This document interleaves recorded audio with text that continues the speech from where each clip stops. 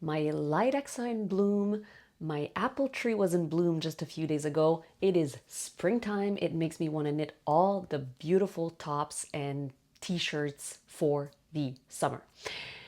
Today, we're going to knit a summer top together. It's called the Perrin top by Amy Christoffers, Perrin. You can find it for free on Ravelry. It is a Barocco team pattern and we will be knitting it together. All you're gonna need is some DK weight yarn.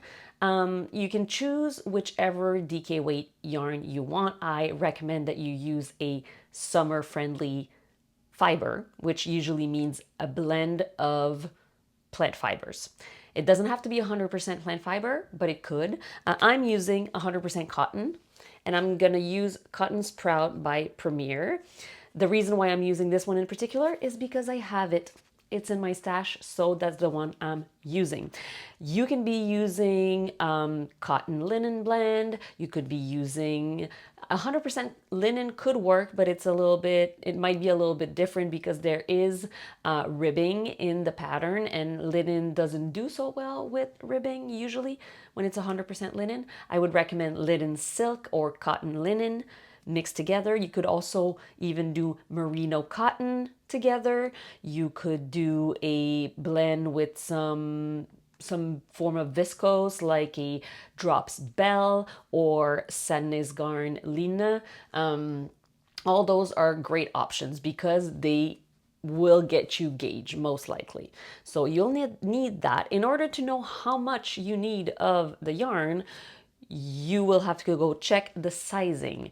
And so the sizing recommends that you choose a size that is 2 to 4 inches, so 5 to 10 centimeters of positive ease. What does that mean? It means that you measure your bust.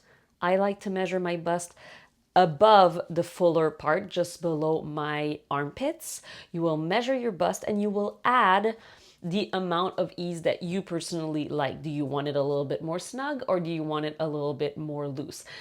It is important that there is positive ease so that the garment is bigger than your bust because it is a drop shoulder construction.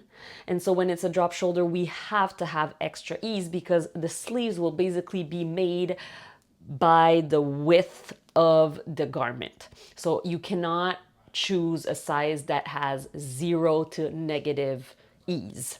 For example, my bust is 85 centimeters, 33.5 inches, and so I will be knitting the second size, which is 36 3/4 inches or 93.5 centimeters. In order to make sure you have the right size, you will need to gauge swatch. I know I said you need to know what size you knit to know how much yarn you need, but then to gauge swatch, you're gonna need the yarn. So obviously you know approximately which size you're gonna have. There are a few that could fit you most likely. So you're gonna go buy the yarn, the quantity that fits with the size that you aim to knit. You're also going to need some needles. The recommended needle size is a 4mm for the main part of the body of the t-shirt and some 3.5mm for the ribbing. If you have to change the main needles because of your gauge, you're also going to have to change the ribbing needles. Let's say you have to go down a needle size for the main fabric, you're gonna have to go down a needle size for the ribbing as well. This tutorial will have sections. There's a section about how I knit my swatch, which is right here. If you want more precise information on why I swatch the way I swatch, I have a full video talking about it, but I will show you how I decided to swatch this so I could get an accurate measurement. There's going to be a section on how to do the actual lace. So how to read the chart for the lace, because reading the written instruction for me is a lot more complicated than learning how to read the chart. So we're going to read the chart together. And we're obviously going to talk about all the different sections. So you can kind of move along the tutorial as you need it. There's going to be the cast on, the bind off, the collar, the sleeves, all the stuff. And I do recommend you make a gauge swatch. But if you decide that you don't, it's also okay. But be aware that you might end up not choosing the right size for your garment. It isn't knit bottom up, so you'll know after a few inches if the size seems right or completely wrong. So you might have to start again if you don't gauge swatch. Also, gauge swatching confirms that you understand how to do the lace pattern. So go download the PDF for the pattern down here. Once again, this is not my pattern. It's an Amy Christoffers pattern for the Barocco team. It is free, and I highly suggest you go check out all of their amazing patterns, Amy and Barocco. Let's get to knitting. First order of business, you're gonna knit your swatch. Yes, please. If you don't knit your swatch, I will not be mad, but if your garment does not turn out the way you want it, it is your own fault. Okay, that's all I'm gonna say. For my swatch, I casted on 50% more stitches than what the recommended gauge is. It means that the gauge is supposed to be 20. I casted on 30. And I did a few rows of stockinette stitch to start, and then I started the stripe pattern. If you're not comfortable working the chart, please go in the section of the video that shows you how to do it. It's going to be in the chapters. And I did a full repeat of the chart and ended with a section of stockinette. I did it this way because if I only do stockinette, like those yarn overs and knit two togethers and all that will affect the general gauge. And then washed it, blocked it, and then I can measure it. I did the swatch in the round because most of the garment is in the round. You can go check this video where I explain how I do this method of swatching in the round. Make sure to let it dry fully before you measure your gauge. So obviously you can stretch like this and you can stretch like that. Generally cotton is quite heavy, so if you have a cotton yarn, it's probably gonna extend like this. So if you're gonna stretch it in any way, it's most likely going to stretch a little bit lengthwise when you wear it. So that's what I want to consider before counting my gauge. 1, 2, 3, 4, whoops. 1, 2, 3, 4, 5, 6, 7, 8, 9, 10, 11, 12, 13, 14, 15, 16, 17, 18. I don't know where I'm counting anymore, and that's why you should do what I say and not what I do, and you should put some sort of marker where you start. Here, that's where my 4-inch is, and then put another marker. It can be anything that will stick in your knitting, and put it where the 0 is. Here it is in this one, and now I can count properly because I've got my measure. So that is 1, 2, 3, 4, 5, 6, 7, 8, 9, 10, 11, 12, 13, 14, 15, 16, 17, 18, 19, 20. I even have 21 when I pull, so I'm good. It has a lot of positive ease. I'm fine with 21 stitches. And then I should be at 32 rows, which measured lengthwise here. Let's see. Obviously, depending on where I measure, it might be different. If I include 2 lace charts versus not, it's going to be different. So that's really difficult, and I don't like that it doesn't tell you where to measure the length, which is why I won't really consider it much. It might mean that the shaping of the collar will be a little bit different, but that is something I'm going to know and adapt if need be, because if I measure here 1, 2, I know that this is 8. So 2 plus 8 is 10. 2, 3, 10, 11, 12, 13, 14, 15, 16, 17, 18, 19, plus another 10, that's 29, 30. So I have 30 and the pattern asks for 32. That should be all right. It doesn't have to be as precise in the row gauge. Just know that your neck shaping might be tiny bit different. You'll have to pay more attention during the collar shaping. All right, we're gonna be casting on the number of stitches for your size. Mine is 184 stitches. I like to do an alternating long tail cast on.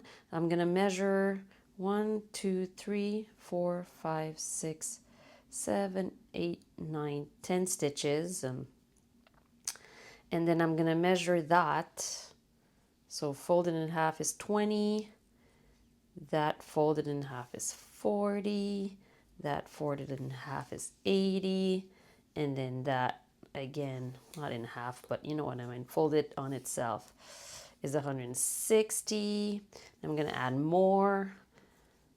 So you can be as precise or not precise as you want. We start by holding the tail that is attached to the ball on our index finger and the tail that is not attached on our thumb.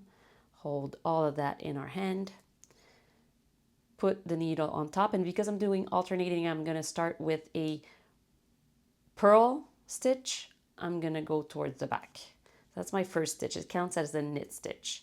Now for a purl stitch, I'm going to go behind, point back with my needle, enter here my stitch on my index finger. From underneath, from the back here, the yarn that's on my thumb, pass it through the loop and let go of my index and tighten up. For a knit stitch, I go towards me.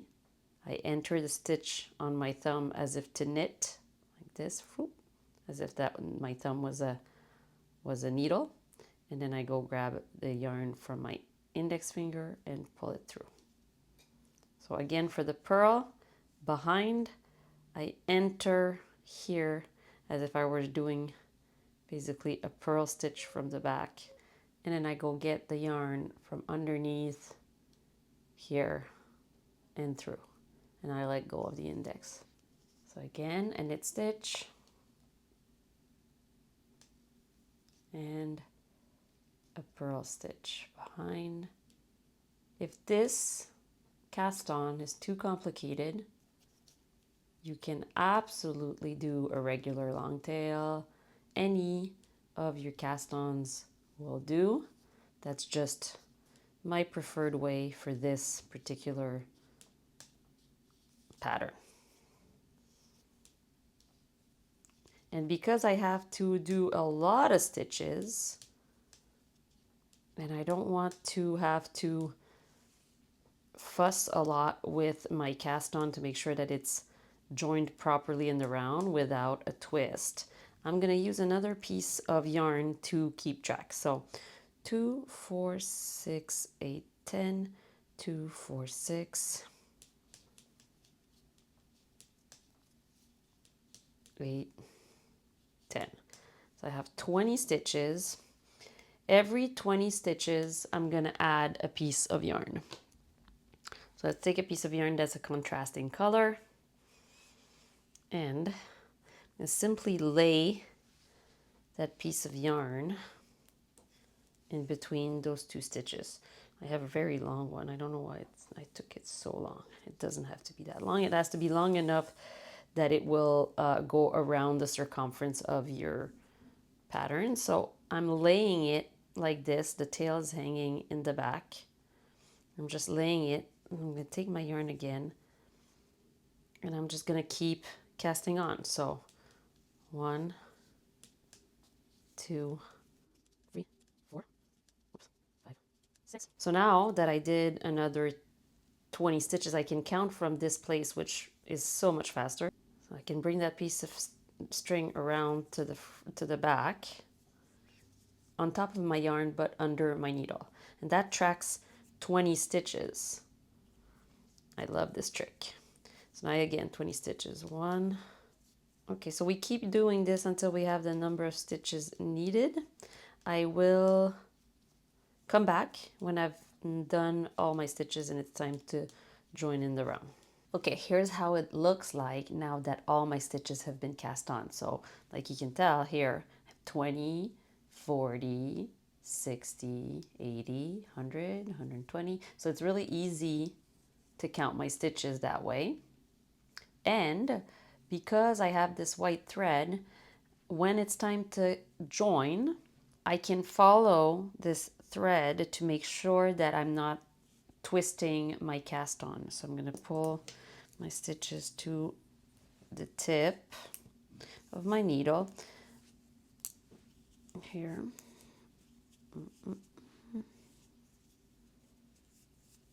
All right. So I can make sure that this white thread doesn't go over the cable of my needle. So it stays under, under, and then I can flip it under the whole time. I'm gonna just walk it through to make sure that the thread doesn't ever go over that cable. Might be difficult for the first row to connect everything, but afterwards it's gonna go easy. Now everything can connect. And I can start knitting my knit one, purl one ribbing. I'm gonna put the stitch marker right at the beginning here. And I'm gonna push all my stitches towards the point of my needles, both sides, so they can join up nicely. Find the right end and not the one, not the tail. If you start knitting with the tail, you'll curse in a few stitches, in a few moments. So knit one, purl one. Obviously, that first stitch when it's twisted because when we started we didn't really do a stitch, but it's okay. So if you knit English style, obviously start knitting with your yarn in your right hand.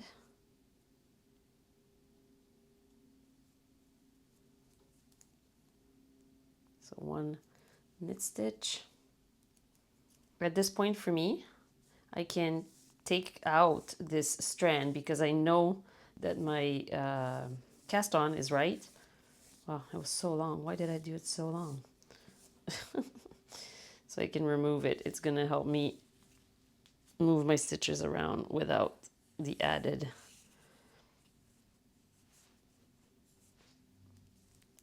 Okay, so knit one, purl one.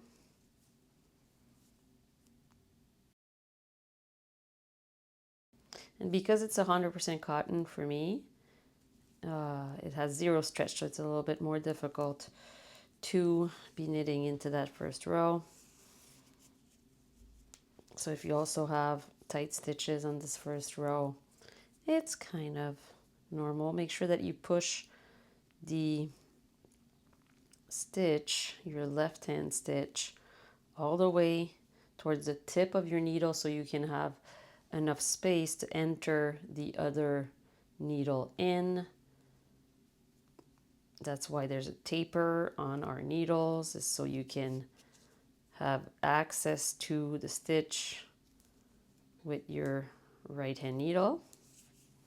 If that's not the case and you find it too difficult and you have interchangeable needles, you could also change your right hand side stitch for a size smaller, not stitch, needle for a size smaller, and that will help you move the stitches along and enter the stitch, and it won't affect your gauge because the tension and the gauge is determined by the right hand needle, and because we're knitting in the round for a while, the left hand needle can be whatever size you want it to be.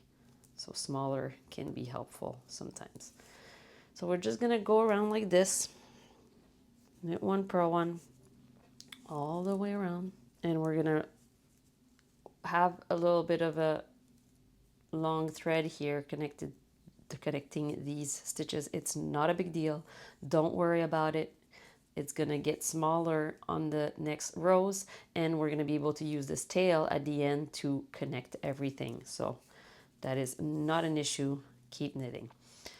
Also, if you feel like me at this moment that it's a little bit tight, I personally like to pull my cable through that place that has a little bit of a hole and create a little loop, and that gives me more access to shuffling my stitches.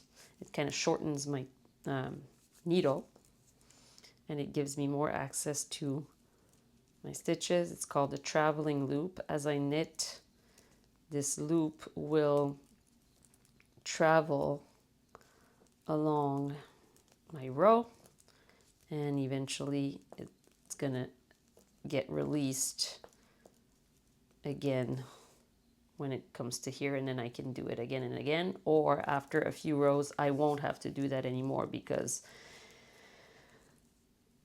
my knitting is gonna loosen up. I'll see you after a few rounds of ribbing. Okay, I'm done with my ribbing. The pattern recommends you do 2 inches, but obviously you can do more, you can do less. It's really a matter of your personal preference. And then people also ask where I measure from sometimes. I measure from the top of the last stitches I made, so the top here of the wire. But as long as you're consistent, it doesn't really matter because really the ribbing measurement is up to you. Now I'm gonna change needle, and because I want to try on my knitting, I'm gonna take a whole other needle. You could obviously just change the tip.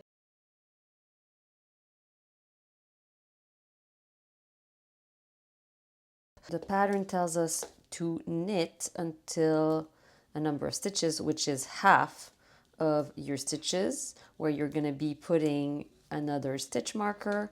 You'll have one for the beginning of your round and one for the middle. So it's going to be the 2 sides where we are going to have the end of our chart repeat.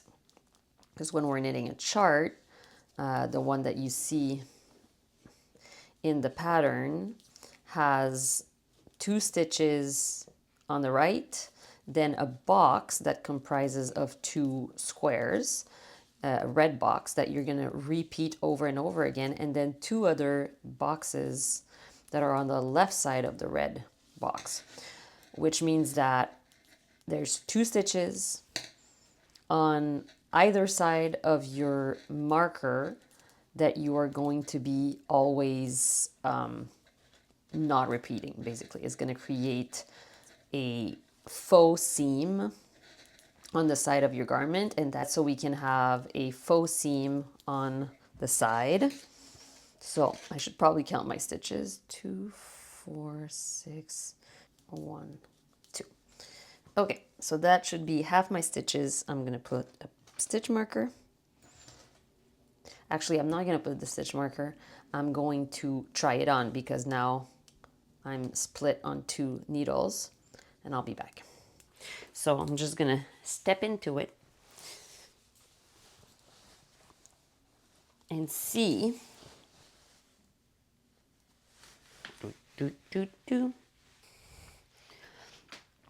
So I know I want positive ease.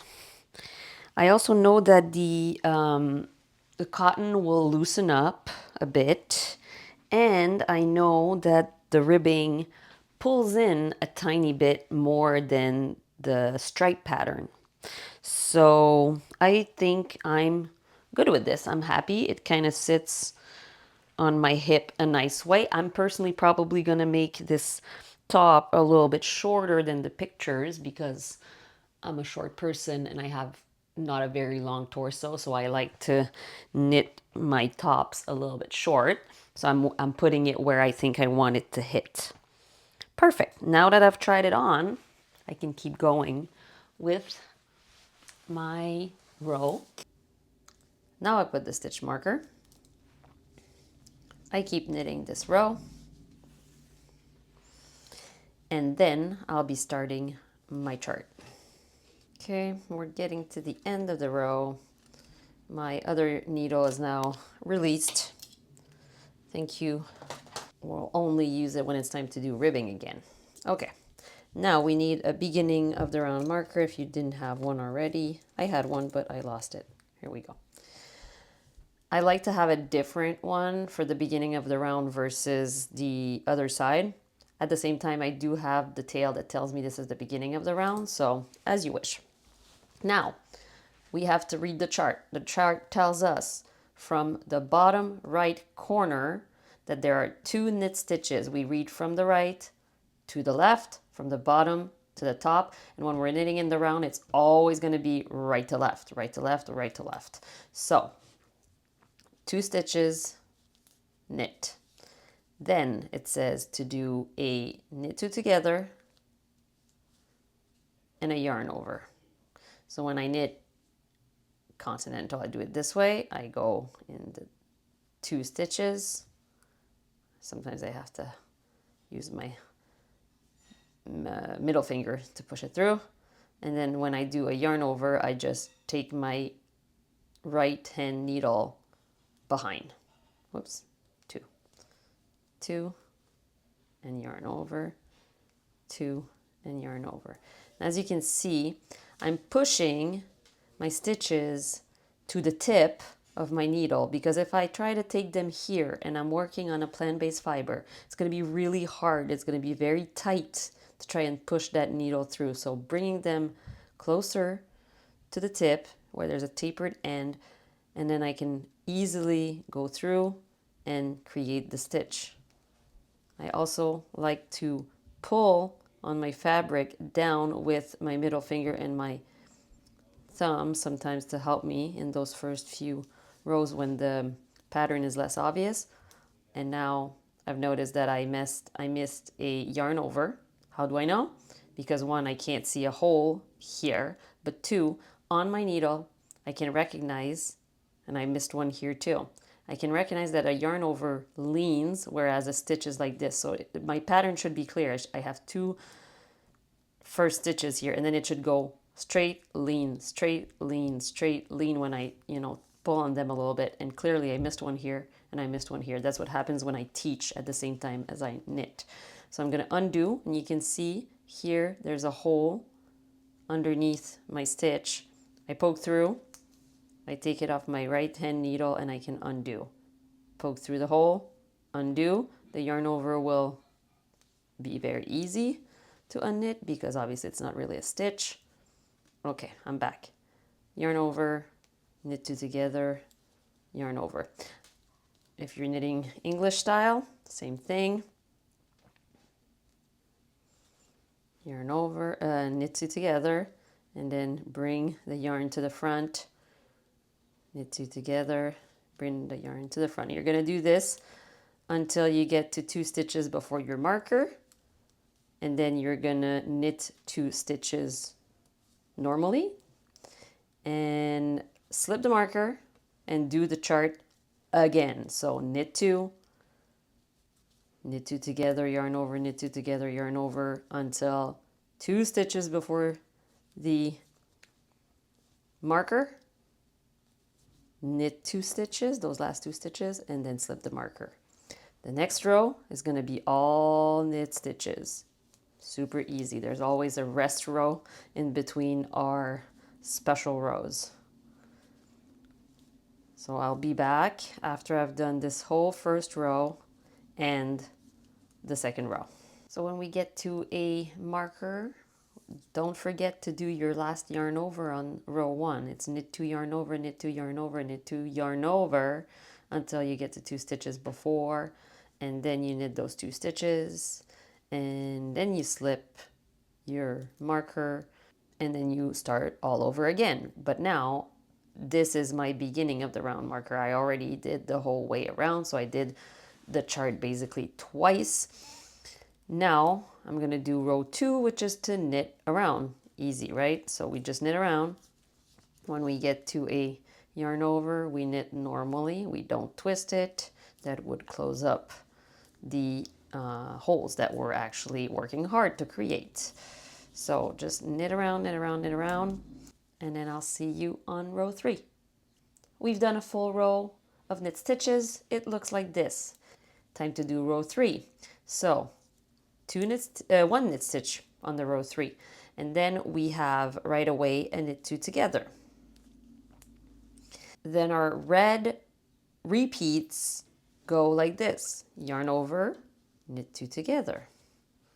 So basically, yarn over, knit 2 together. You're still doing exactly the same thing, which is interchanging the yarn overs and the knit 2 together. But the difference is when you started it. So it's going to start creating a diagonal line.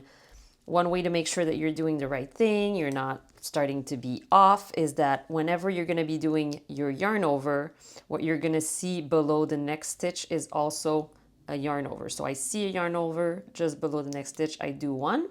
And then when I do a knit two together, I'm taking the stitch that has a column of stitches underneath and not a yarn over underneath. So if I'm doing the correct thing, I should always be doing a yarn over when there's a yarn over next and doing a knit two together at here at that column of stitches. So I'm basically stacking my knit two togethers because they're leaning right all the time. So if, let's say, I get a little bit confused and I've somehow made a stitch here and then I go to do a knit two together and oops, the place where I'm meant to be going in, there's a yarn over, I know something's wrong. I have to look back and think, okay, I've done all my ping, boom, ping, boom, ping, boom. But here, there's this weird thing that doesn't look like anything else. So I'm going to undo that and start again. Okay, this is a knit two together. I can see two stitches underneath joined into one, which means that I have to do a yarn over now. Obviously, the knit two together yarn over is a very repetitive motion, so it shouldn't be too hard to keep track. And also, it just kind of works up quite fast because it's a open fabric, so it's faster to make an open lace top than it is to make a stockinette top, in my opinion, when it's a simple lace like this one. I keep repeating this, and then on this row, I should end with a yarn over that is one stitch before the marker. So I go knit two together, yarn over until one stitch before the marker, knit that one stitch, slip the marker, and start again with knit one, knit two together, yarn over, knit two together, yarn over, knit two together, yarn over. I still have a few stitches, I can keep going.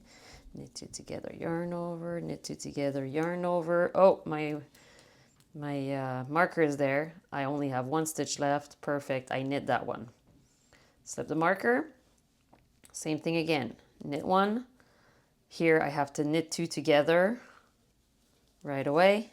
And then I start my repetition until the end of this row. So I'll let you keep knitting those knit two together, yarn over, and those knit rows until row 18, I believe, is the last row before the next lace pattern, which is going to be some slip knits and yarn over. I'll meet you there and I'll give you a trick or the way I like to count my rows when we're doing either lace or stockinette stitch. Keep knitting. I've done the first section, the lace section, and then the 9 rows of stockinette stitch. How do I make sure that I have 9 rows of stockinette stitch? Here it's really easy because I've got these big yarn overs. And the yarn overs are the last row of lace. We're gonna go find our first V above, and it's kind of open. It's like this one here, right? If I squeeze it together, whoop, I have a little V, and there's nothing below it, just a big hole. So that's my first V here, and then I can count all the V's above it. So this is 1, 2, 3, 4, 5, 6, 7, 8, and 9. I do count the one on the needle. So I have 9 rows of stockinette stitch. It's now time to move on to the second part of the lace chart, which is the one that's going to go diagonally the other way. So right now we have this diagonal line to the right. Now we're going to do the diagonal lines to the left, which is created with SSKs, slip knits. And so the first row of that part is knit 1, yarn over, slip knit. I personally like a slip 1 knitwise, slip 1 purlwise, and knit those 2 through the back loop. And then if you want, you can tug a little bit on the back stitch before letting go. So again, yarn over, slip one knitwise, slip one purlwise, enter the stitch with my left here in the front, and then knit those together, and that's a slip-slip knit. When I'm doing slip-slip knits in a very crisp line for like raglans or socks, I do more manipulations to make sure that my line is crisp, and I have a video on that subject, but I have tried different ways of doing this slip-slip knit in this particular stitch pattern, which is this lace pattern, and I did not necessarily find that it made that much of a difference. So you can choose whichever way of doing the slip-slip knit that you like, which means that I can show you my swatch here. The line of knit two together is very crisp as usual, and then the lines of slip-slip knit is a little bit more, looks like little beads instead of lines, and that's just the way it's going to be. On the right hand side, I did the slip-slip knit as I just showed you, and I came back on the next row, I did a regular knit row. And on this side of the swatch, I did the slip-slip knit as usual, like I showed you, and when I did the return row, or the next row above, I knit the stitch above the slip-slip knit through the back loop to see if it was gonna create something different. And to me, the noticeable difference is that somehow those yarn overs on this side are closed off a little bit because of that manipulation. So I prefer this side. That's why making a swatch is so important. So now I know that I won't be doing any kind of knit through the back loop on my knit row, my next knit row, which is actually really good because I don't have to think. I just can keep knitting my rows normally. So once again, we keep going with our yarn over, followed by a slip-slip knit, followed by a yarn over, followed by a slip-slip knit, all the way to one stitch before the marker, and then we'll be knitting one stitch, slipping the marker, knitting one stitch, and again with the pattern. I'll be back after I've done the first and the second row of this section of lace to show you visually how to make sure you're in the right place for the next row. Here's a little troubleshooting. Something that can also happen is that, I don't know if you can see it here, but my yarn over has gone to the other side of my stitch here when I pushed my stitch over like close to the point. So be mindful, mostly when you're doing the rows after the rows with SSKs, to not skip knitting in your yarn over. So you can go below the needle, which is going to help, and then this. See how like they're kind of going over each other? I make sure to knit in the yarn over before I knit in the stitch. Now that we've done a full row of stockinette stitch after the full first row, the second row tells us to knit two, then start our slip-slip knit, yarn over. So basically what you're gonna see is that because we're going left with our slip-slip knits, we're gonna slip the stitch that's right above the column of stitches, and the stitch that's above the yarn over is the second stitch slipped to the knit and yarn over. So that's how you know that you're doing the correct pattern. You're slipping, the first slip stitch is the one that's above the column, and then the one above the yarn over. Knit that together. Oops. Start again. Knit that together, and then yarn over. Also, while we're at it, just for fun, because it's going to happen to you at some point, if you drop a stitch that's above a yarn over, or if you've missed a yarn over, If you've missed a yarn over, you can just go pick it up. So if we're on a yarn over, after a yarn over row, you can just go pick the strand just under, as if you just want to go like this, and that's a yarn over basically. But mine was 2 rows below. So I have to go below the one under here, and I have 2 strands on my needle, and I'm simply going to pass the one that's the lowest above the one that's there. And now my yarn over and my stitch are back. And now I can keep doing my pattern. That was my first slip stitch, that's my second one, and I can knit those together. It's as simple as that. I would not go back an entire row just to fix a yarn over, personally. If you try to pick up a yarn over that didn't exist, the hole might be a little bit smaller than the others, but really it's not going to show that much once you're done knitting the entire thing. So we're going to keep knitting our stripe pattern for as long as we want our t-shirt. And I am probably not going to go as long as the pattern states, but what I'm going to do is show you how I will measure where I'll end. One thing that as I'm doing this pattern I started recognizing, which is really helpful, is the section with knit 2 togethers always start with the knit 2 together, and the section with yarn over SSKs always start with the yarn over, and so they end with the SSK.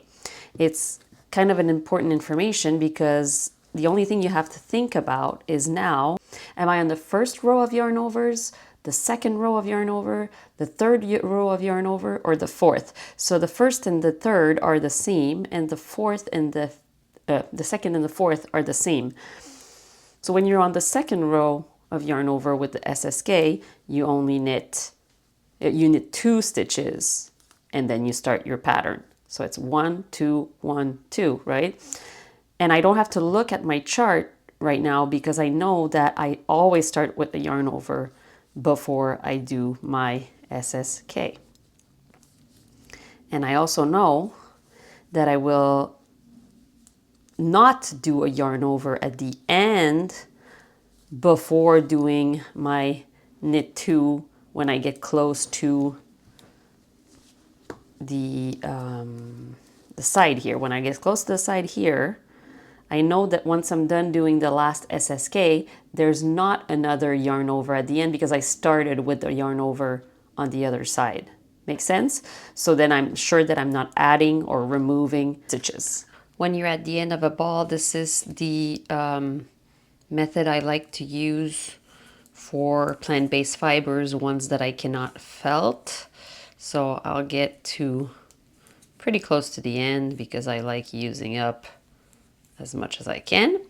And now when I'm gonna do my next, I'm gonna slip knit section, but it could be wherever in your pattern, could be in the stockinette stitch, could be anywhere, as long as it's not a yarn over that you're doing this to. So I'm gonna hold the end of my yarn and I'm gonna leave a tail for the new one that I'm putting in. Going to knit 1 stitch with both strands and just leave it. Both strands, leave them to hang on the back. Whoops, I was supposed to do a knit 2 together, or slip knit. So I'll start that again. Slip, slip, enter the stitch, and then use both strands.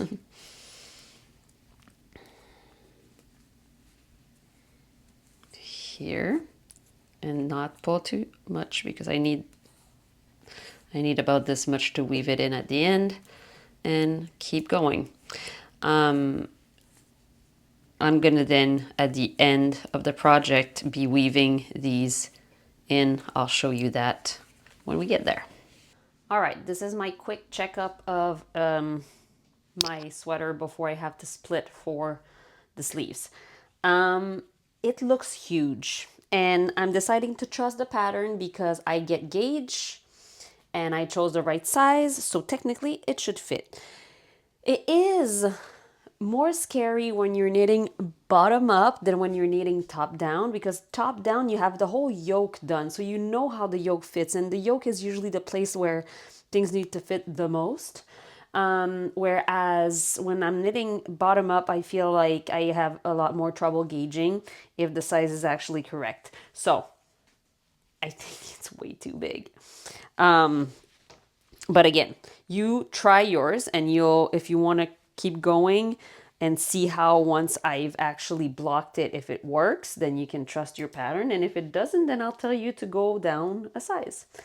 That being said, I like to hold a long either knitting needle or something where I want the separation of my sleeve to be. So I like the fit of this drop shoulder t-shirt, so I'm going to put it right there. Now I'm going to hold it and see if I put the whole piece of clothing on that needle here, just underneath, and I hold it in the place that I would want my thing to be, if it falls in a place I like. And I like this, and I know it's gonna lengthen, so I'm good. I'm ready to separate for the sleeves. You can also just measure and trust the measurements, but I like to put it on my actual body to give me a better idea of what I'm knitting. Now that we're done knitting in the round and we want to split for the back and the front, we will start with the back, and we have to end, the pattern says, with row 31. In my case, I find it long enough and I'm at row 25, so that's fine. As long as you end with an odd numbered row, so you finish an odd numbered row, then you're fine. It means that all your odd rows will be worked from the front and your even rows will be worked from the back, which is exactly what the pattern suggests. So now I'm gonna turn my work and I'm gonna start working the purl row, the return row here. So I have to purl all the way to my middle of the round marker. And while before I do that, the pattern actually tells me to use the thumb cast on to cast on one stitch. So I'll do that and then face the wrong side of my work and start purling. To be honest, I'm not 100% sure why I have to have an extra stitch there. It might simply be to make the underarm better, but we'll see. One stitch doesn't do much usually. And then I am in a section of the pattern that's all knit flat for a few rows, not knit flat, knit and stockinette for a few rows. So that's what I'll do. And then I will try and figure out what I want to do with the chart, because if you are someone who reads the pattern first, you might have noticed that it says to work the chart as is for, in the round or flat. And it says that you can either follow the chart or you can follow the written instructions. The written instructions are basically telling you something a little bit different when you knit flat versus when you knit in the round. It's telling you to knit a different number of stitches at the beginning of the row. So basically it switches around row 1 and 5 and then row 3 and 7. I don't really know why. I don't know what the purpose of that is, so I might not even change what I was doing, because in the chart itself it doesn't tell you anything different. So, at that point, I do believe that it won't matter that much whether you do one or the other, because you're still reading the chart pretty much the same way, meaning all the manipulations that you're doing are on the front, so the right side of your work, and instead of working a knit row in between your lace rows, you're working a purl row in between your lace rows. So really, there's not much of a difference. It shouldn't feel more complicated to knit this flat. That being said, the pattern does tell me to put the front stitches, which are all the stitches past my marker, on a other piece of yarn or a cable. You can absolutely do that if you want. You can just slide them onto a piece of yarn or a cable. I personally will leave them on the same cable. It does not bother me, and it prevents me from having to slip my stitches back onto the needle afterwards. Personally, that's my preference. Just find your own preference. So we're getting to the end of this half row.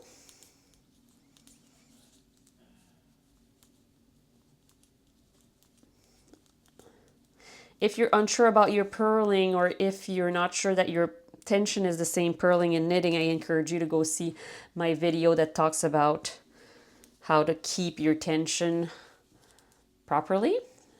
So now I won't really need the marker anymore. I took it off because I'll see where I'm at this gap. I can also just pull the rest of the stitches onto the cord to liberate this needle here, and that might make it easier. It's really up to you. And so now I'm just going to work back and forth until I get to the lace section. And I'm going to either follow the lace section of the written instruction or of the chart. Like I said, I don't think it matters. And once I'm at the height necessary before starting the short row, I'll get back to you and we'll do the short rows together. I'm now at the measured recommended for the armhole depth before I start doing the short rows. And as you can tell, I'm in the middle of a lace section. So I'm going to be able to show you how I work the wrap and turns in the lace section. Obviously, if you don't want to go through the hassle, you could just do it all in stockinette stitch. In that case, I would work the last 4 rows of the lace section before starting the short rows, or I would have started the short rows in the stockinette part. It's obviously much easier to do the short rows in the stockinette pattern, but here's how I will go about doing that in the lace. So you can also try it if you want. Whoops, I should probably think about what lace section I'm on now. So I have to knit 2. Yarn over, knit 2. Okay, so what's going to happen is that every stitch is basically in a couple when we're doing the yarn over, knit 2 together pattern or slip slip knit. So I'm going to treat my stitches as such when we get there. So let me get to that point. The pattern asks me to knit or to do the pattern, to knit in pattern until 7 stitches before the end, and to do wrap and turns. They're not my favorite kind of short row method, but I will do it so we can have different ways to do things. That's kind of the goal, right? Short rows can be done with wrap and turns. They can be done with German short rows.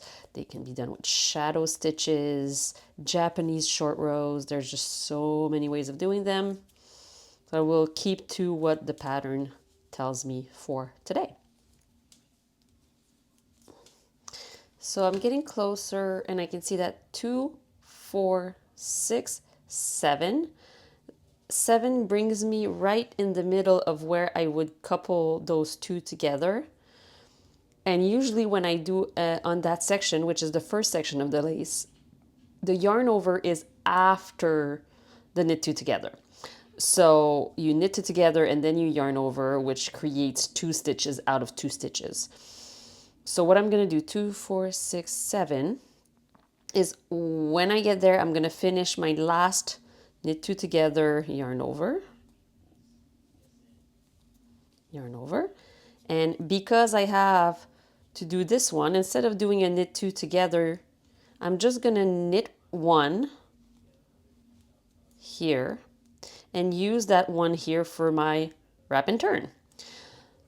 So I didn't add stitches and I didn't take away stitches because I did a knit 1 and then I'm gonna do the wrap and turn, and I'm not gonna do a yarn over. We still have the same number of stitches. So in order to do a wrap and turn on the knit side, you're going to bring your yarn forward. So you're going to bring the yarn forward, slip the stitch purlwise, and bring the yarn back. So it's wrapping the stitch, and then slip it back purlwise onto your left hand needle, and then you turn your work. So now the wrapped stitch is right here. If you want to, you could put a stitch marker here. Let me go get one. Because sometimes it gets a little bit tricky to remember how many short rows repetitions you've done. So here I will use a stitch marker and I will insert it in my short row stitch, the one that I wrapped. So then when I start counting how many wrap and turns I've done, it's easy to count. And now I get to just purl all the way back. Now I have to remember that this technically is my third eyelet row that I just did. Even though I didn't finish it, I just did it, right? So here I only have 2 eyelet rows, but here I have 3. That's what short rows do. And when I'm gonna knit across all my short rows again, I'm just gonna knit plain stockinette. So basically on the side here where my armholes are gonna be, yes, that section of eyelets is gonna be shorter than in the middle of my back. But that's exactly what it's supposed to be like. So here, same thing, I'm gonna purl 7 stitches before the end. Now, it's possible that we'll get to a stitch that's a yarn over, and that's where it gets a little tricky, which is why I'm saying if you have the possibility or the option, or you don't mind it being a bigger stockinette stitch section at the top, just do that. It will be more simple for sure. But let's see where we get. So 2, 4, 6, 7. The 7 is a yarn over.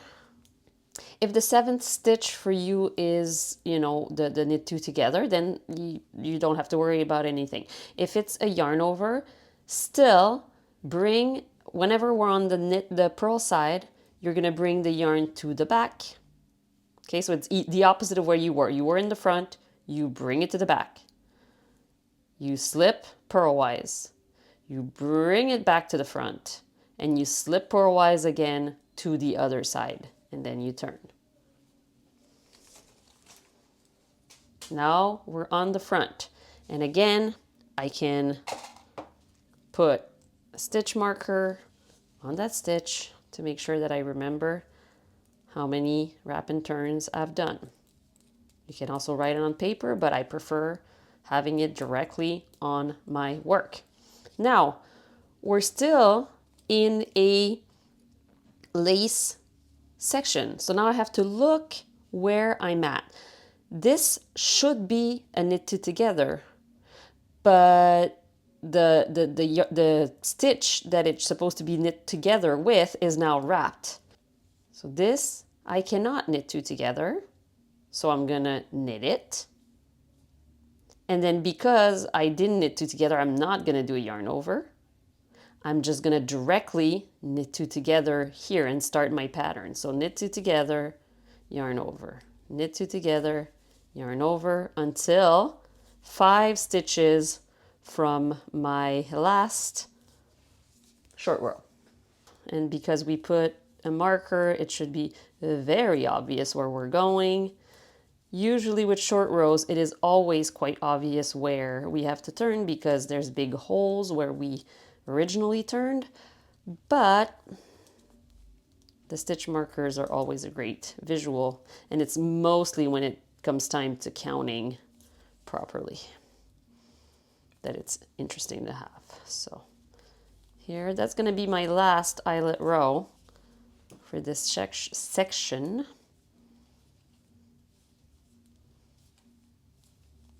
And then I won't have to worry about maintaining the chart. It's going to be much easier. Okay, so now this is my wrap and turn stitch. 5 stitches before is 2, 4, 5. So here, let's see where that brings me. Knit it together. Oops. Wrap, knit it together, and I believe 2, 4, 6. That's 6. 2, 4, 5. That's 5 here. So once again, I did a knit two together. I have to do yarn over. Now, this would be my knit two together, but this stitch has to be wrapped. So I'm just gonna knit the first one and I'm gonna wrap and turn the other one. So again, if you're English style knitter, you had your yarn in the back. When you're doing a wrap and turn, you have to bring it the opposite way as it was, slip purlwise, bring it back to the back and slip it again to the left hand needle before turning the work. Then this yarn is kind of stuck in between those two stitches without having knitted it, and that's what's going to make you able to close the gap later. And then I start purling the other direction to 5 stitches before the turn. And depending on what size you are knitting, you're going to have to do this a few times more. I forgot to put a marker on this one, but I have a marker on the other side, and technically, obviously, it's exactly a mirror. My size tells me to repeat the 2 short rows, which mean the right side and the wrong side, to 5 stitches before the short row that we did before, to repeat that 3 times more. So it doesn't count the 2 first times, right? So the 2 first short rows that you did on both sides do not count in those repeats that are being mentioned afterwards. So for me, since it says 3 times more, it means I'm going to have done a total of 5 wrap and turns on both sides.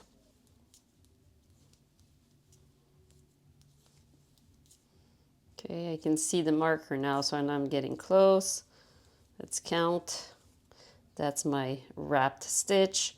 2, 4, here we go. 2, 3, 4, 5. So again, it's a yarn over. That's okay. I get to there. Once again, I am on the purl side right now, so my yarn is in front. I have to bring it to the back, slip purlwise, bring back to the front, and slip purlwise again. Turn the work and start knitting from where it is. And now I don't have to worry about keeping pattern because my pattern is done.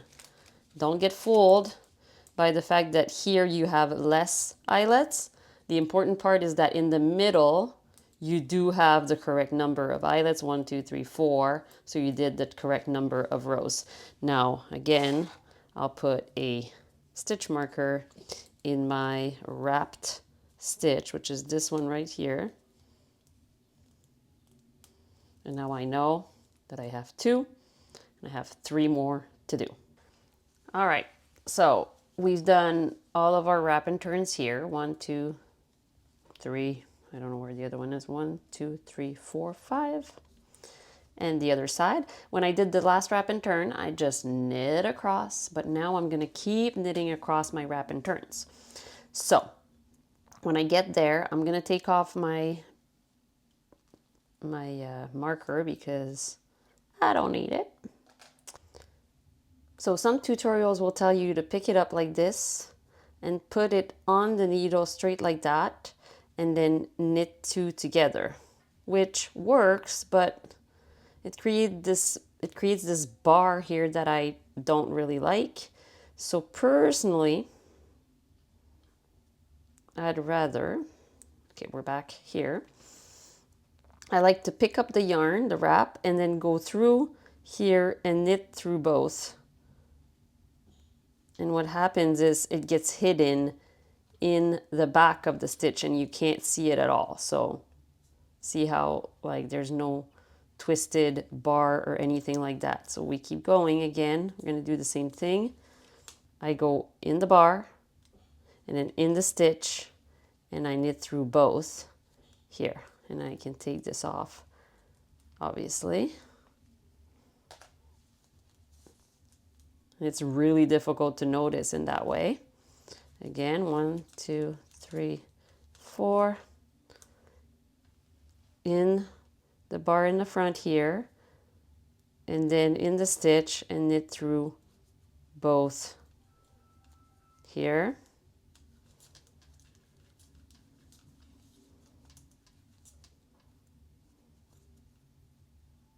In the bar, in the stitch, knit through both, keep knitting. Now we're gonna purl across and go do the same thing on the other side, but can you tell here how nice those short rows lay? They're pretty good. So now we get to the purl side. This is my wrapped stitch here. You can see the distance here. So I'm going to enter the wrap first. I'm going to locate the wrap. It's right here, but I'm going to enter it from behind. That's where it is, right? It's right here in the back. I'm going to put it on my needle and then purl it with the next stitch. Once again,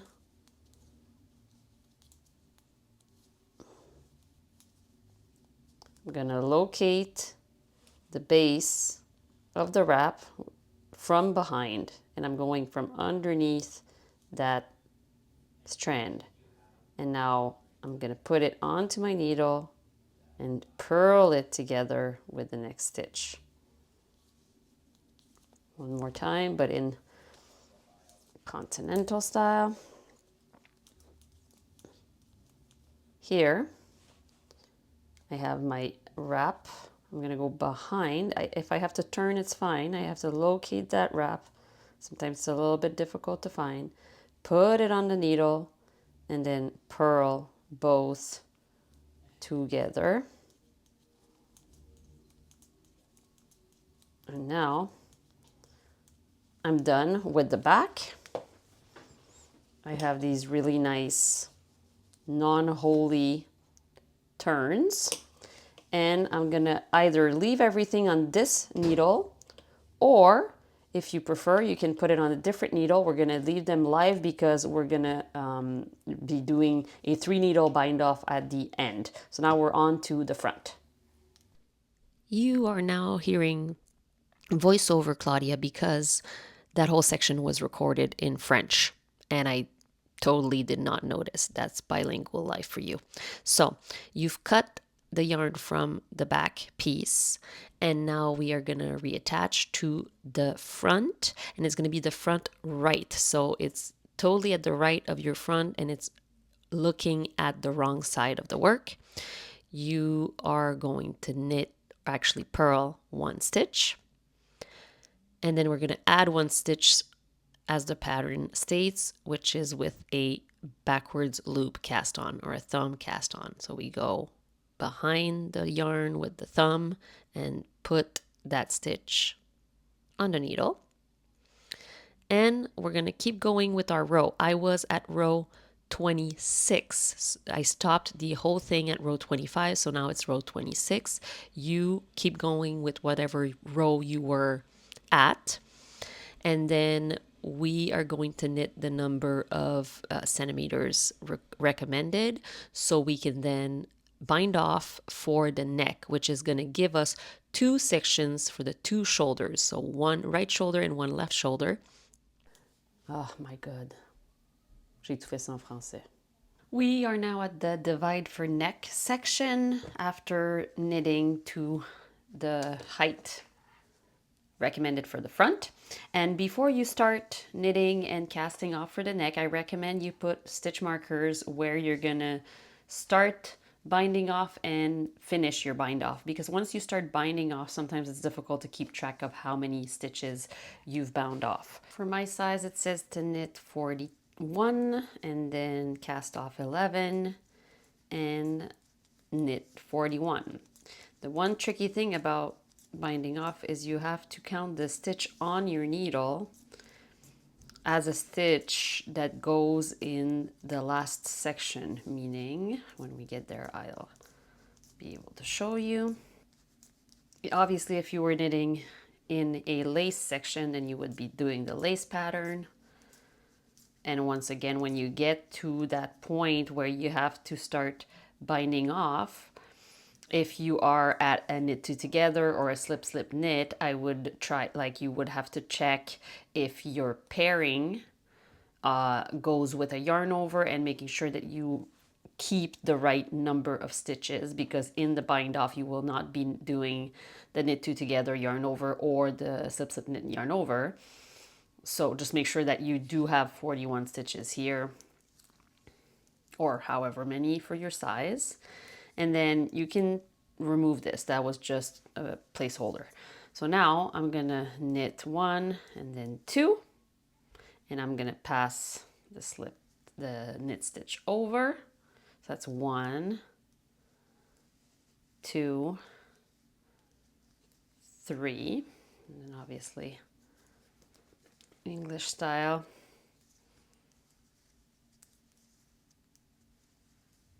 4,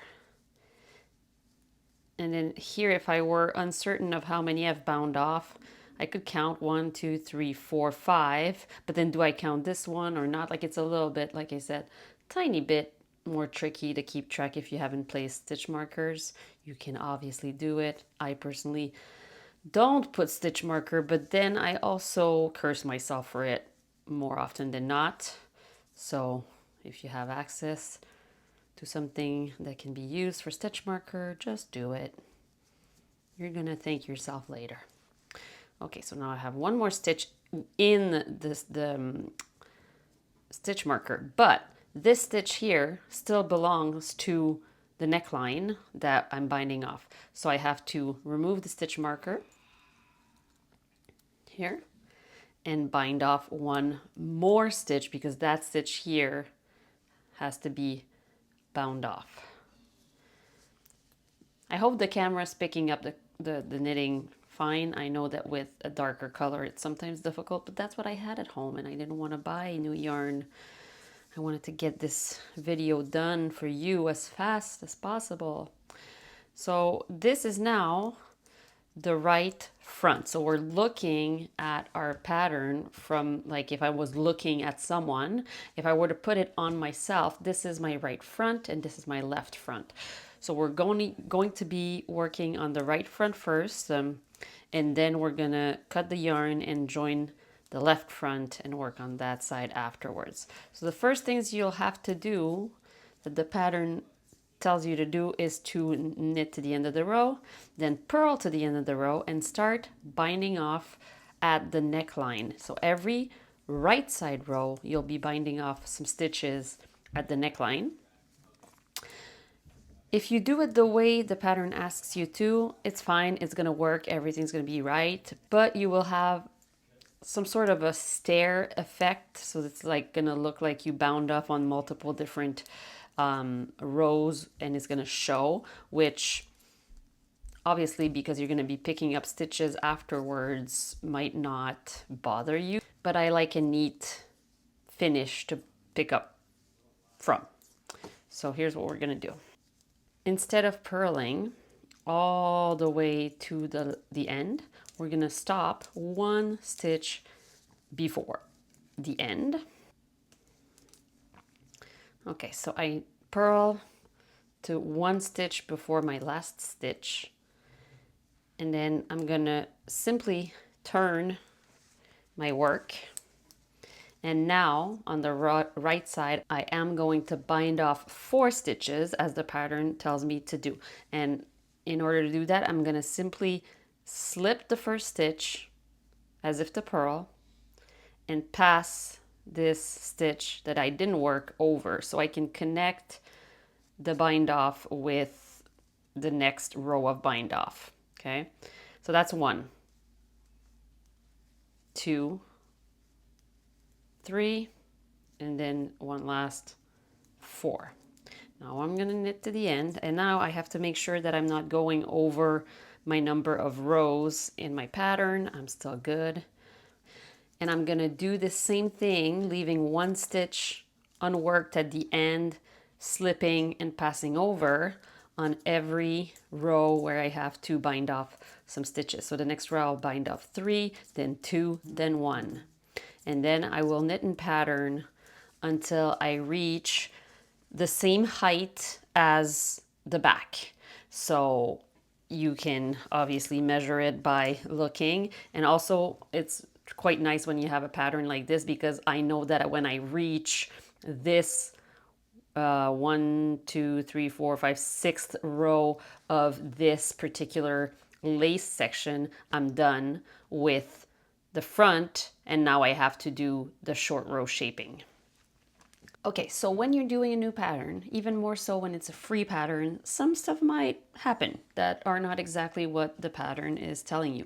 First thing is that on the neck edge binding off, the pattern is wrong. It tells you to bind off 4 on the right side row, then bind off 3 on the next right side row, bind off 2 on the next right side row, and then bind off 1 on the next 4, and it says wrong side row. It is not the wrong side, it is the right side. We keep binding off on the right side.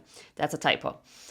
Secondly, I'm at the point where I should be starting my short rows, so it matches with the back short rows. But I'm not done binding off those 1 stitch at every start. So you know what? I'm just going to combine them. So I'm going to be doing the short rows, and the short rows are on this side, on the armhole side. And I'm going to keep binding off until I have the right number of stitches. No problem. So I did bind off 1 and I did my pattern. I'm now here. I have to stop at 7, 2, 4, 6. This is 7. So I'm going to, and like I did on the other side, I already know how to work my decreases, not my decreases, my short rows, because I've done it on the other side, right? So 2, 4, 6, 7. Which means that this normally should be a yarn over before I knit 2 together, but because I don't do a knit 2 together, I'm not going to do a yarn over and just knit 1. I'm going to bring the yarn forward, slip, bring it back, slip again, turn my work. By the way, those short rows, the wrap and turns I'm doing, I've seen them done differently as well. So you know, do whatever feels right for you. If you've learned your wrapped and turns the other way around, meaning you keep the yarn on the same side and then you slip and then you bring it forward, you can do that as well. There's really no problem. There rarely is one way of doing things in knitting. You just end up doing the things that work for you. As long as it looks good, be happy. Okay, so here, oops, that one was up. So now I still have 1 to cast off here. So I'm just going to turn around, slip it, and pass it over. Here we go. Now I'm done with my 4 repeats here. So I'm just going to be knitting. And now I can count. I have 2, 3, 4, 5, 6, 7, 8, 9, 10, 11, 12, 13, 14, 15, 16, and then I'm 2, 4, 5 away from my wrap and turn. That's perfect. And I said I had how many? 2, 4, 6, 8, 10, 12, 14, 16, 18, 20, 22, 24, 26, 28. I have the right number of stitches. So now I can stop decreasing here. I just had 1 left to do, which I did. Okay, so now I can do my wrap and turn. And I'm going to do the wrap and turns the same way I did them in the back. And when I'm done, I'm going to, once again, finish the instructions, meaning I have to knit to the end of the row while picking up the wraps like I did. You can go back to the back to see how this is done. And then I'm going to purl back towards the neck edge. And I'm going to snip the yarn and go to the other side. And on the other side, I'm going to have to repeat what I did on the right side, but the bind offs at the neck edge are gonna be on the purl rows, so on the return rows. I'll still show you how to do it, don't worry about it. And now if I don't put stitch markers like I did in the back, I can still see where I did my wrap and turns. 2, so here is my last one. The wrap and turn is right after the jog. 2, 4, 5. So I have to stop here. Yippee. Okay. Don't know why I'm tensioning my yarn like this. Just to try and hold my place. 2, 4, 5. Here. Okay. Wrap and turn. And most likely my last wrap and turn is going to be towards the beginning of my row. So my rows are getting shorter and shorter. That's what short rows are. But when you're working only the shoulders in the front, it goes by really quickly because your rows are really short. So 1, 2, I'm here, 2, 4, 5, 2, 4, 5. Yep. So here, and it said to repeat 3 times more. So that was my original short row. I did the one that it told me to knit the 5 stitches here, and then I did it 1, 2, so I have one more time to go, which means that I'm basically going to be knitting it's so few stitches. I'd rather purl back like this instead of turning all the time. Okay, and now probably have 2 stitches, not even 1 stitch. 2, 4, 5. Wrap and bring it back, and now purl the stitch. And now I'm gonna knit back that way, picking up my wraps, and I'm gonna purl, cut the yarn, meet you on the other side. Okay, so we're at the left side. We're looking at the back of the work, and it says to reattach the yarn and bind off 4 stitches right away. In order to not create a big jog from where we bound off going on the right side, I'm gonna slip the first stitch purlwise, slip the second stitch purlwise, and pass it over. That's 1 stitch. And now I'm gonna start purling by attaching the yarn here. It's going to be loose, but you know, we'll work with it and make it all neat and tidy after. So that's 2, then another one 3, and another one 4. So we're going to do the same thing as we were doing on the other side, which is to leave 1 stitch at the end of our right side rows, turn the work, slip the stitch purlwise, but this time the yarn is going to be in front because we're on a purl row. Pass the stitch over and then do the regular bind off. And once again, I should be getting to the exact same point with my pattern and my binding off, where I'm going to have to bind off while doing short row. So I'm going to be binding off on the neck edge, and I'm going to be doing the short row on the purl side only on the armhole edge, right? So the short rows on this side are going to be the same, 7 to the end, and then 5, 5, 5, 5, but they're going to be on the purl side of the work. I'm going to work them the same way I did the other side and the same way I did the back, so you should be good by now on your own, so I can meet you again once it's time to do the 3 needle bind off. You will not cut the yarn at the end of the left shoulder. We're gonna use the yarn already attached to do the 3 needle bind off. After finishing the left side, I realized that in the pattern it tells you to kind of resolve the short rows and then end there. That would make this side 2 rows shorter than this side. So you have to do another right side row and then another wrong side row before you end.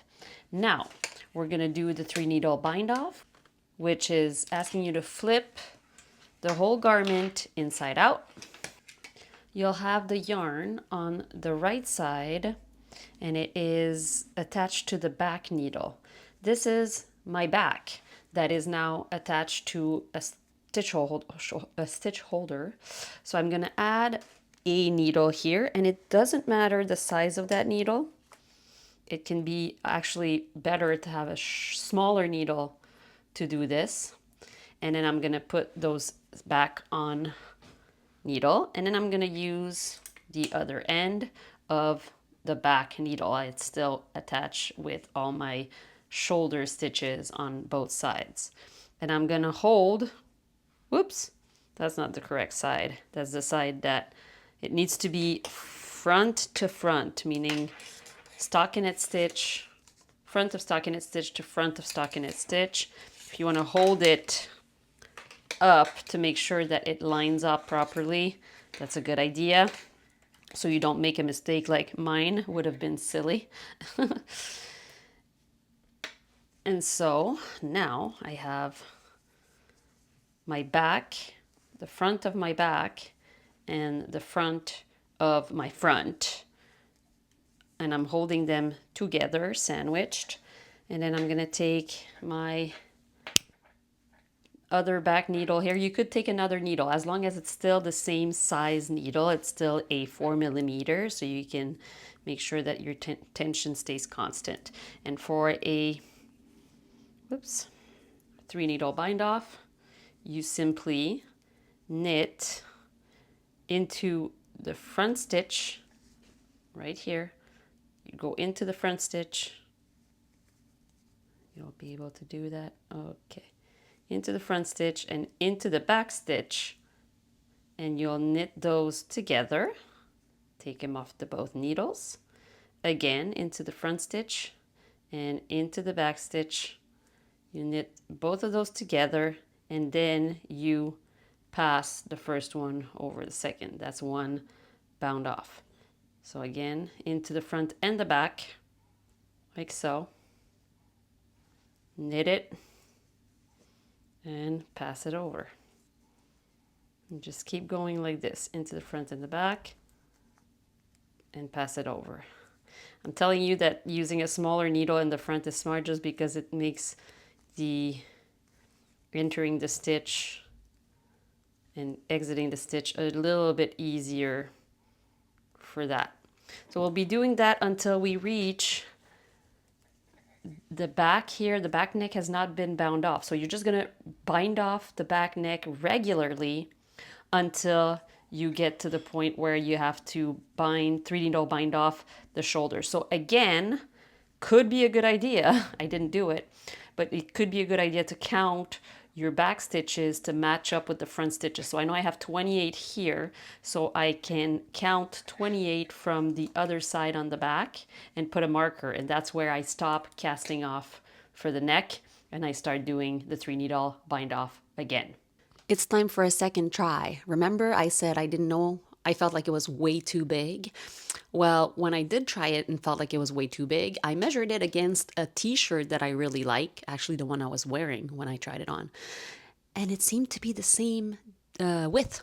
So sometimes trying on a garment before it's finished will lie to you, even more so when you're doing it bottom up, which is why your gauge swatch should be made and should match. So here we go.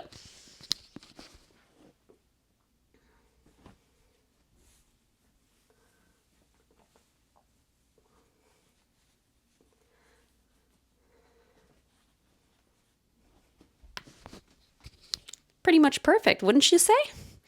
I love it. It's exactly the amount of ease that I was expecting. Obviously, when I wash it, it's going to get a little bit longer and it's going to relax on the sides a little bit. And also, we need to do the collar and the armholes, but I always like to try it on whenever I get an occasion to do so, which means that now that there's no needles on the garment is the perfect moment to try it and see if I like it. I do. Let's keep going. The garment is back to being right side out. I guess that's how you would say it, right? And we have the smaller needles, which for me are the 3.5mm needles. It says to use a 16-inch, which if you have it, great, but if you don't, there are other options. So I'm gonna use a long one to show you what I do for collars when I don't have the right size length cable.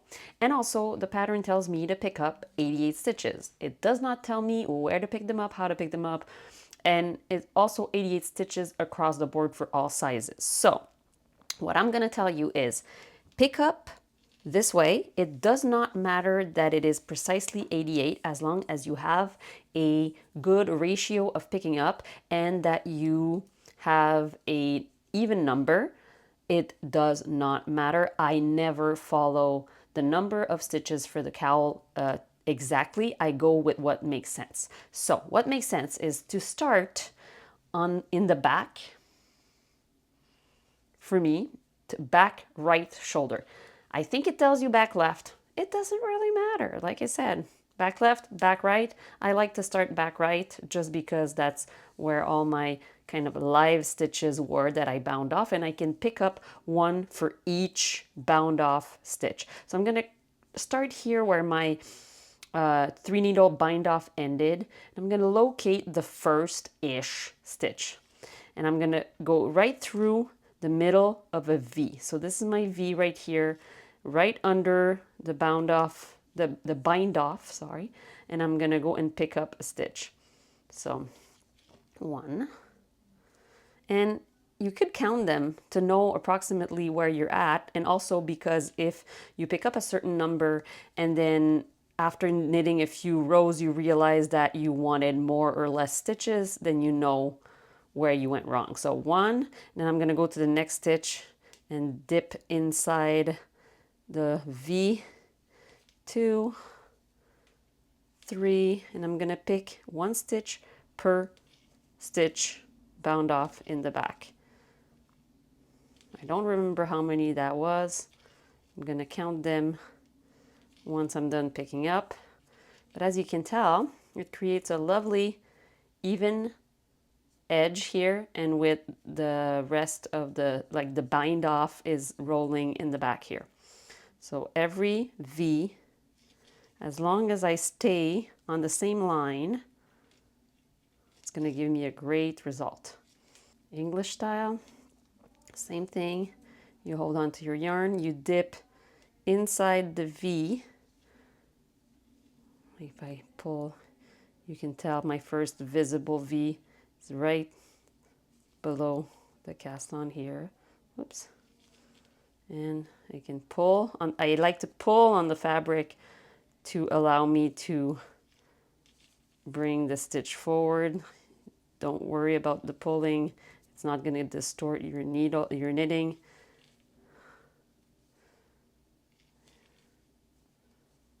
It makes it easier to pick up.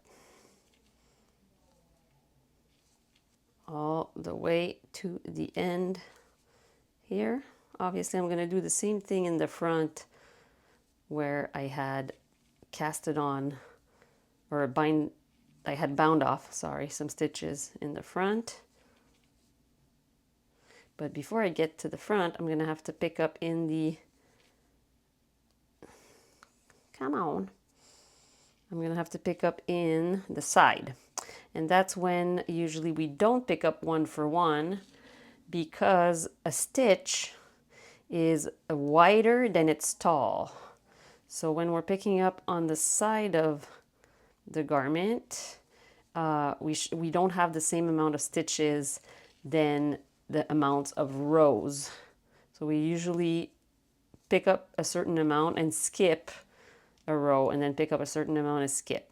I'm gonna go for a 2 stitches for every 3 rows, because my gauge when I calculate it is like a 2/3 ratio. So the gauge should be 20 stitches for 32 rows, which is closer in as a fraction to 2/3 than anything else. The height of 3 stitches is similar to the width of 2.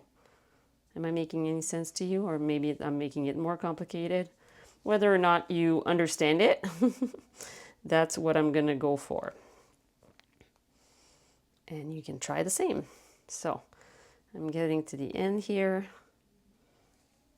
Didn't count my stitches, doesn't matter. Now I'm where I did my 3 needle bind off. And so I'm going to pick up one more in the corner here. Like I'm gonna go pick up one under the bind off, a little bit inside the work to make sure that everything is neat and tidy. And I'm gonna turn my work so I face the side like this. And I'm gonna pick up into the first V. So I'm gonna disregard this first V that's running along. Like if I let it be, I don't see it, but when I unroll here, there's a whole stitch running on the side here. And so I'm gonna go and put my needle under 2 bars of knitting and pick up. So here, oops, so here. And then I'm gonna go down to the next V here. And I'm gonna bring it forward. Now, the next V that's right here underneath, when I'm saying V, I'm seeing the V's go that way. The next V, I'm gonna skip, and then I'm gonna go into the other one past here. I'm gonna go into the next and skip. So 2 and skip, 2 and skip, until I get to the place where right now, this is the place where I did all my bind offs. And so I think in order to keep this tidy, I'm going to go in, wait a second, this wasn't, no, that wasn't a bind off, good. In order to keep it tidy, I'm gonna go a little bit more inside the work. So I'm gonna keep going down into, normally I would go into this place here, but see how it's big?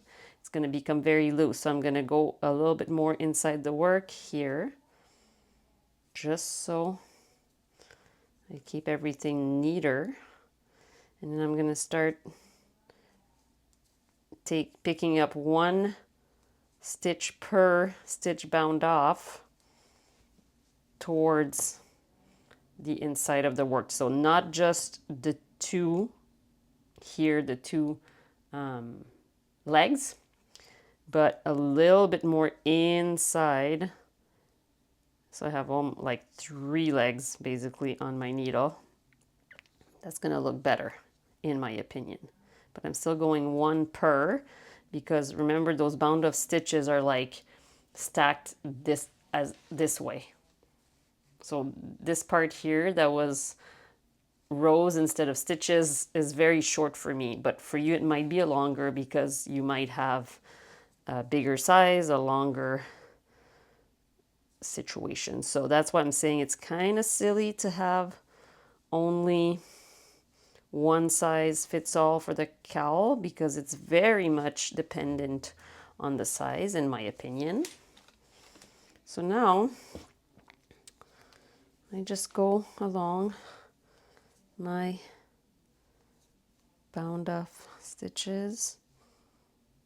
And the beauty with picking up is you can look at it every once in a while and see if you like it. And if you don't like the result, you undo and you pick up somewhere else. I'm happy with this, so I'm going to keep going. Here.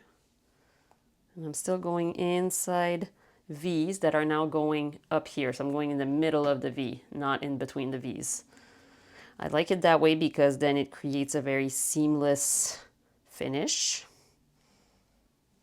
I'm curious to see how many stitches I'm going to have on my needle after, because like I said, I'm not counting. Could be more, could be less. Generally, I feel like I pick up less stitches than what patterns recommend. I like a tighter fit on the cowl, but I still don't want to have puckering. So it's important to look at what it creates so you don't pick up too little. Here I have this big hole, right? And it looks like it would be a problem, but because we go pick up in the full stitch here, it just kind of pulls everything together. Okay, and now I'm back into the section where I bound off one per row.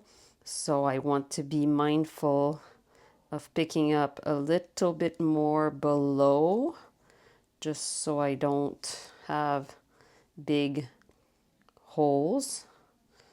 I'm gonna go here.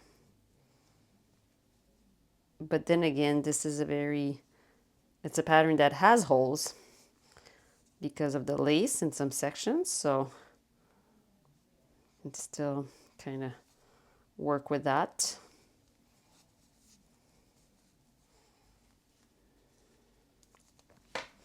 And now I'm on the side, and I'm gonna unroll the side, and I'm gonna come and pick up exactly one in the stitch in between the first and the second stitch, basically. So 1, 2, skip 1, 1, 2, skip 1, 1, and 2. And I can't skip 1 because I'm at the end. Let's see how many stitches I have and if I generally like the result. Obviously, I'm not going to be able to say if I like the result completely until I knit a few rows of ribbing, but I can make sure that I have at least an even number. And just so you know, this whole thing right now, while talking to you, took me 13 minutes. So it's not that long to pick up for a collar. It shouldn't be daunting. So 2, 4, 6, 8, 10, 84, 86, 88. I have 90 stitches. So I'm pretty close to what the aim is, the goal is. Let's see when I start knitting if I actually like the 90 stitches. So here, one thing you're gonna wanna do if you have a very long needle, I call it the traveling loop. That's how I've been seeing it called. So what you do is you shuffle all your stitches to the left hand needle, all your stitches, the beginning of the stitches, and then you pull the cable quite tight and you make a loop out of the extra cord, and then you start knitting with that loop being there. And what's going to happen is that the loop will travel around the collar, and when you get to the end, the right hand needle will be liberated, and then you can do it again. You can pull on, not the right hand needle, the left hand needle will be liberated, and then you can pull on the right hand needle again to create another loop. So every row I'm going to just make this loop that's going to travel, and that's going to allow me to not have to use a 16-inch needle. So keep knitting. If after a few rows you feel like it's puckering or it's too wide, you can absolutely just remove your needle, undo your work, and start again, knowing that you have to pick up less or more stitches. I totally forgot to film the bind off, so I used a regular in pattern bind off, which is knit 1, purl 1, pass the stitch over, then knit 1, pass the stitch over, purl 1, pass the stitch over, and I made sure to keep it quite loose. If you want to explore other kind of bind offs, you can absolutely do that. This one is the simplest and just so easy to do for me, and it gives me the best result. Okay, it's time to pick up the stitches on the sleeves.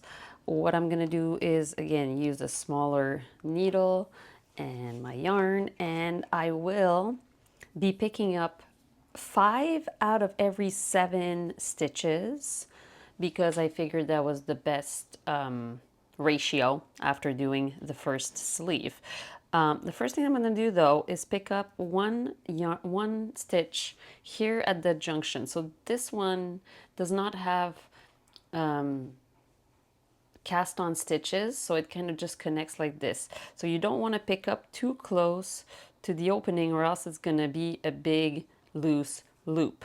Okay, so I'm going to be picking up I'm gonna follow the line here. That's like the last full stitch, and I'm gonna come and pick it up a little bit lower, so 1 stitch lower here, and that's my first stitch. That's 1, and then I'm gonna skip the next one that was gonna be the super loose one, and I'm gonna go to 1 on top. I can poke around a little bit on the first stitches because it's under the armpit, so you know, doesn't matter that much. I just want to make sure that I'm picking up something that's going to look good. So right here, yeah, 1,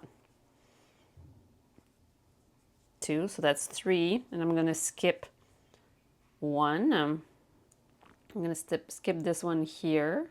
I'm going to go for the next one, and like I did for the collar, I'm picking up 2 bars. If I roll back the edge, I'm really on the side, and I have 2 bars.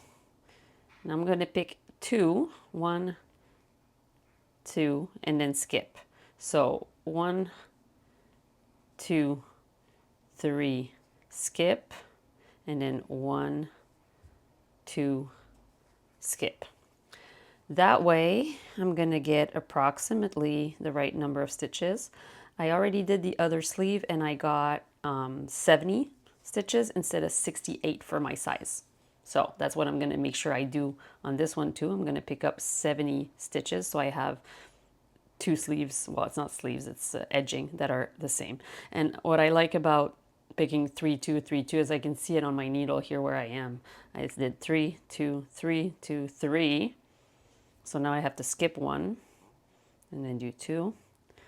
If you want to be more precise, you can obviously put stitch markers. What I like to do sometimes is put a stitch marker at the middle point here, and then I'll fold it the other way and put a stitch marker here and a stitch marker here, so I get quarters, and I divide the number of stitches I'm supposed to pick up by 4, and then when I reach the marker, I should have that number.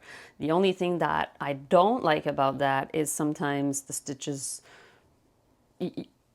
sometimes that's not exactly the number I'm going to end up wanting to pick up just because of my personal gauge or preference. So I just prefer to just go with a ratio and analyze if I'm way off or if I'm just off from a few stitch, which is fine by me.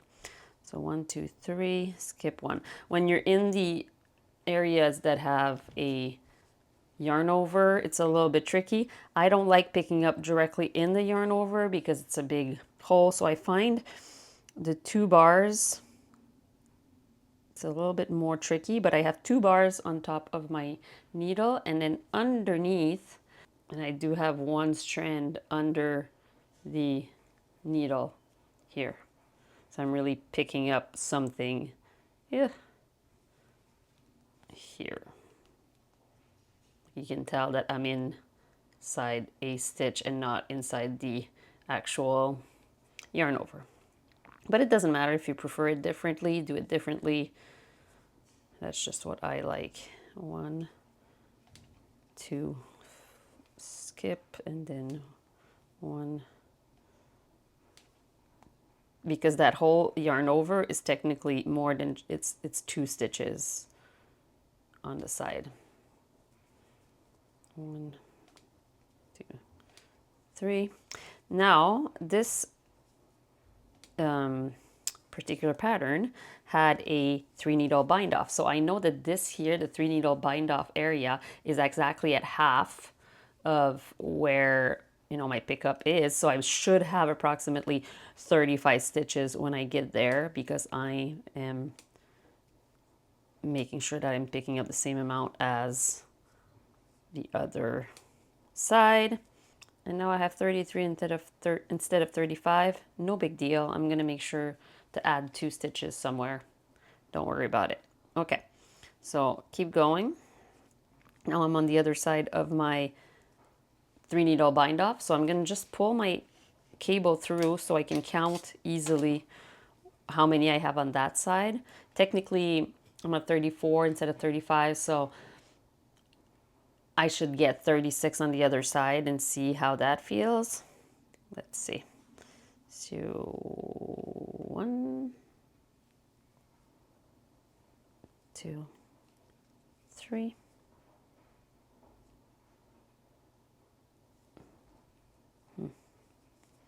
This one here does not have any other kind of thing to pick up on, so I'm gonna go pick up in the knot right underneath. Like, can you tell that here I'm definitely in the yarn over, but then if I go down just a little bit, I can kind of grab onto something that is not the yarn over, that is like a little hole here. If you have trouble picking up in a place in particular, you can absolutely get a crochet hook, a crochet, and go pick up with that and go get the yarn and then put it onto your needle, making sure that the yarn comes from the back of that needle. I rarely do that, but every once in a while there's a more tricky stitch. Just don't hesitate to use the tools that you have. Okay, I'm gonna count now because I'm getting towards the end of my picking up. I want to adjust if I need to. 5, 10, 15, 20, 25, 30, 33. And yeah, I can have 3 more here. That's going to make 36. 1, 2, and then we're back at then this like separation here. And so I'm going to go pick up below where those 2 bars are instead of picking up right at the junction here.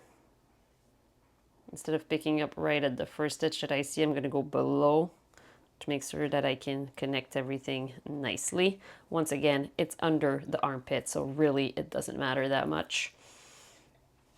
Here we go. Now we're going to knit our 1/1 rib until we get to the end.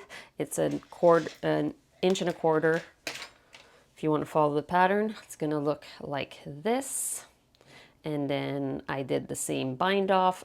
And then once you're done with doing all your bind off stitches, you simply pull the yarn through. And then I connect both by using a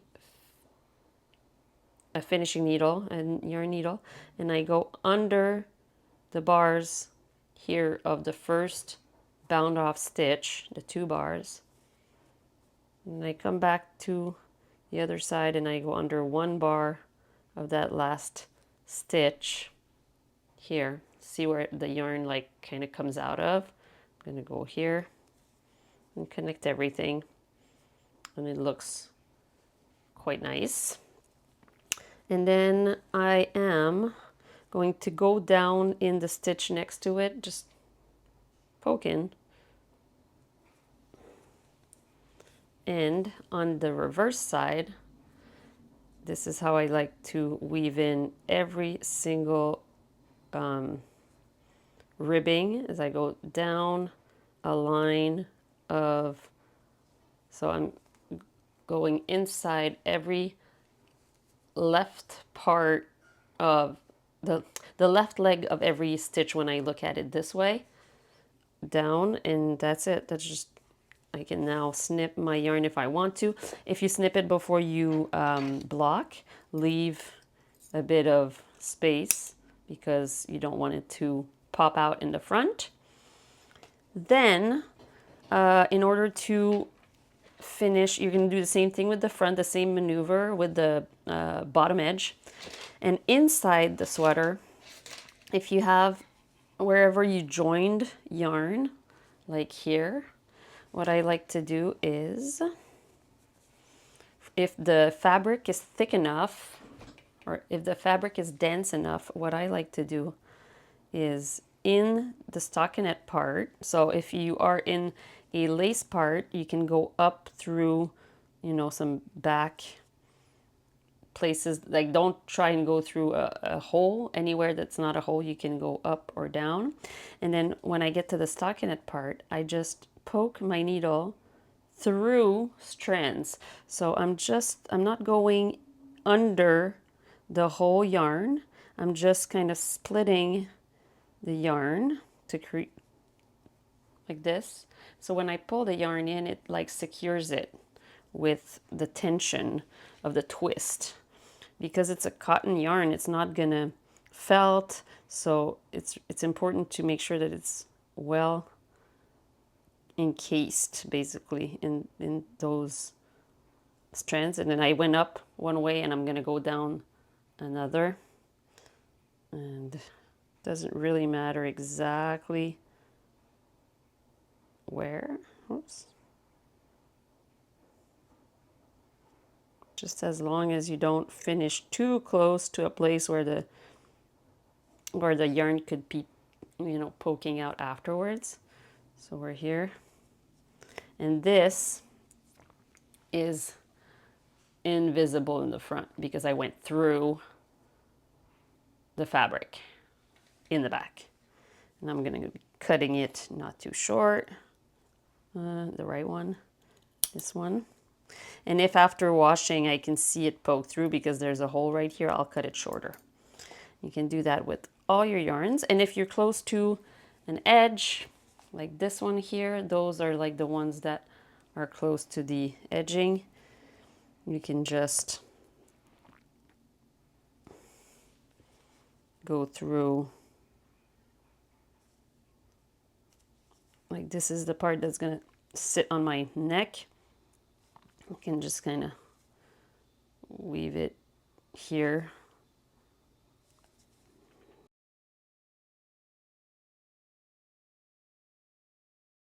But if you weave it far enough, that's not coming undone. Here. Now it's hidden in the seam. Same thing for the seam of the shoulder. So weave in all your ends, finish all of that, then we're gonna try it on and block it, and we're done. I'm washing the same way as I would do for my woolen, a no rinse soap, a warm bath, and I just put it there and let it be for a little bit until the water gets back to room temperature. And then I'm just gonna roll it in a towel to take the excess water off. I'm gonna lay it flat to dry and I'm gonna wear it proudly. Next time I might put it on delicate in the washing machine, but for now, that's what it is. Here's a really fun side-by-side of before and after blocking. So before is on the left, after is on the right. I really, really like how the fabric relaxed and the stitches just got much more equal. And I hope you like yours as much as I like mine. I hope you had a great time knitting this tank top with me. I sure had an awesome time knitting it. I'm really glad that I got to go find a free pattern for you guys to knit. I found it. It's not a very popular one, but that's what I appreciate sometimes, to go dig and find something that's not only the super popular pattern of the moment. I'm loving it even more than I thought I would, to be honest. If you have any questions or if there's anything that's unclear in the video, I know it's not perfect, but I'm so excited I got to upload a video before the summer is over. So hopefully you can knit yours before the summer is over as well. Don't forget to subscribe to this channel and give me a comment in the comment section. It does help the channel getting more views. Come back as many times as you need, and I'll see you next time. Happy knitting!